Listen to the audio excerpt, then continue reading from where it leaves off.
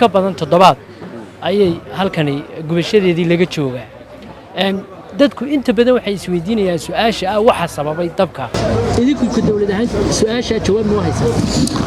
arrintii dabkan dhalisay arrin dariiqyada lagaga sheekaynayo ma arrinta cidda ku shaqo leh iyo hay'adaheena nabadgelyada ayaa gacanta ku haya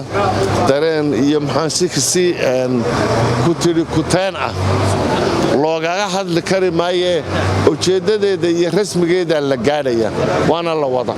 mudane wasiir magacayga maxamed Ismaaciil Xaashi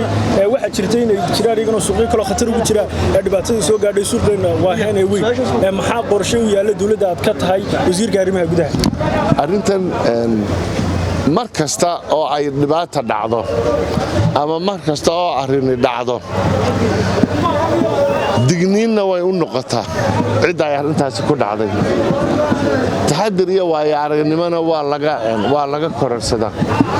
arrintaa madaxweynuhu qoraal buu wareegtu ka soo saaray wasaaradaha ku shaqo lehina arrintaa way ka sii howlgaleen suuqyada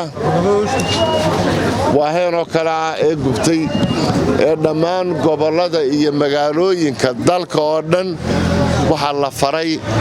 wasaaradaha ku shaqo leh ee ay ka mid tahay wasaaradda howlaha guud ay ka mid tahay wasaaradda arrimaha guduhu in howlaha nabadgelyadooda iyo securitigooda sahlaya dib loogu noqdo halkan wax fara badan oo aynu badbaadin lahayn waxa xanibay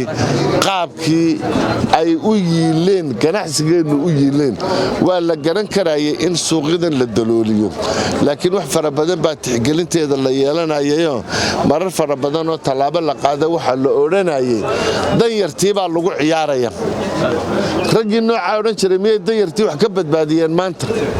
marka suuqyada dib baa loogu noqonayaa qorshahooda dib baa loogu noqonayaa hanaankooda ay u dhisan yihiin dib baa loogu noqonayaa waqtigeedana way qaadanaysaa